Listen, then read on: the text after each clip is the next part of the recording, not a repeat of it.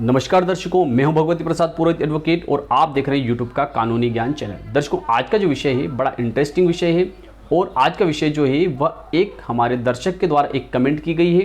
कि एक खेत का सीमांकन कितनी बार करवाया जा सकता है। तो इसी संदर्भ में मेरे द्वारा यह वीडियो बनाया गया है। तो देखिए दर्शकों,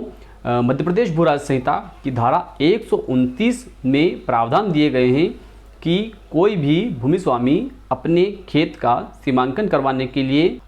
तहसीलदार महोदय को आवेदन पत्र प्रस्तुत कर सकता है। लेकिन दर्शकों, आज का जो विषय है वह विषय है कि एक खेत का सीमांकन कितनी बार करवाया जा सकता है। तो देखिए दर्शकों,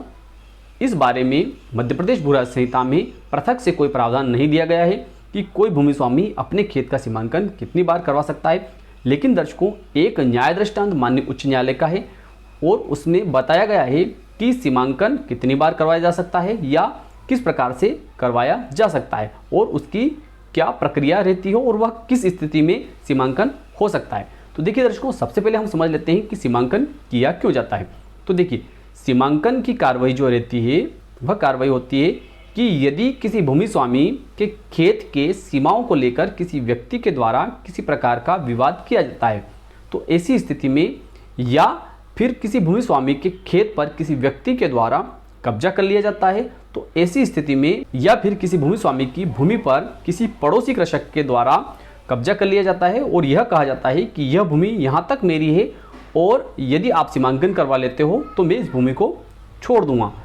तो ऐसी स्थिति में सीमांकन करवाया जाता है। अर्थात सीमाओं के बारे में यदि कोई विवाद है या भूमि पर या उस भूमि के किसी भाग पर कब्जे को लेकर किसी प्रकार का कोई विवाद है, तो ऐसी स्थिति में सीमांकन करवाया जाता है। तो देखिए दर्शकों, आज का जो विषय है कि इस एक खेत का सीमांकन हम कितनी बार करवा सकते हैं। तो देखिए, इसके लिए क्या है कि जब आप सीमांकन के लिए आवेदन देते हो और यदि आपकी भूमि का सीमांकन हुआ है, अर्थात आपके खेत का सीमांकन हुआ है और उस सीमांकन में यदि आपकी सीमाएं सही है, अर्थात आपकी भूमि पर किसी अन्य व्यक्ति का कोई कब्जा नहीं है और आपकी सीमाएं जो है वह यथावत है, तो ऐसा सीमांकन जो है राजस्व निरीक्षक महोदय और पटवारी महोदय के द्वारा कर दिया जाएगा और वह सीमांकन जो है आपका पूर्ण हो जाएगा। लेकिन देखिए दर्शकों,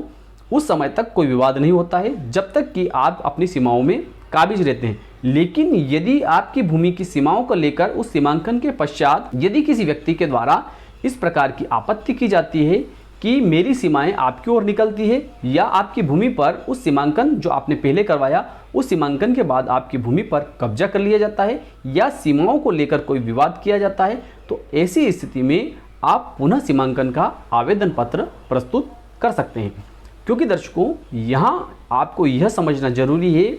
कि जब आपने पहली बार सीमांकन करवाया और वह सीमांकन जो है वह हो चुका है और उस सीमांकन में आपकी भूमि पर किसी का कब्जा नहीं निकला या आपकी सीमाएं जो है जहां आप बैठे हुए हो, आपका जहां तक कब्जा है वहीं तक आपकी सीमाएं हैं और किसी अन्य व्यक्ति की तरफ भी आपका कब्जा नहीं निकला, तो यह माना जाएगा कि वह सीमांकन जो है वह पूर्ण हो चुका था। लेकिन उस सीमांकन के पश्चात वापस से यदि सीमाओं को लेकर किसी प्रकार का कोई विवाद होता है तो पुनः सीमांकन करवाने के लिए फिर से आवेदन पत्र प्रस्तुत किया जा सकता है। तो देखिए दर्शकों, इसी संदर्भ में मैं आपको एक न्याय दृष्टांत बताना चाहता हूं जो कि माननीय उच्च न्यायालय के द्वारा पारित किया गया था, जिसमें इस बात का उल्लेख है कि व्यक्ति एक से अधिक बार भी सीमांकन करवा सकता है। तो देखिए दर्शकों, वह न्याय दृष्टांत है अनिल कुमार तथा अन्य विरुद्ध मध्य प्रदेश राज्य तथा अन्य, याचिका क्रमांक 2459/2020, ग्वालियर उच्च न्यायालय की खंडपीठ के द्वारा यह निर्णय पारित किया गया था और यह निर्णय पारित किया था दिनांक 9/11/2020 को। माननीय उच्च न्यायालय के द्वारा जो है न्याय निर्णय पारित किया था उसको संक्षिप्त में मैं आपको बताना चाहूँगा कि भू राजस्व संहिता 1959 मध्य प्रदेश धारा 129 पूर्व में सीमांकन किया गया, पुनः सीमांकन के लिए आवेदन चलाने योग्य होना, पश्चातवर्ती वाद हेतु के कारण सीमांकन के लिए पुनः आवेदन किया जा सकता है। तो देखिए दर्शकों, जैसा कि मैंने आपको पहले बताया कि यदि आपके द्वारा एक बार सीमांकन करवाया गया और उस सीमांकन में किसी प्रकार का कोई विवाद नहीं पाया गया, अर्थात किसी प्रकार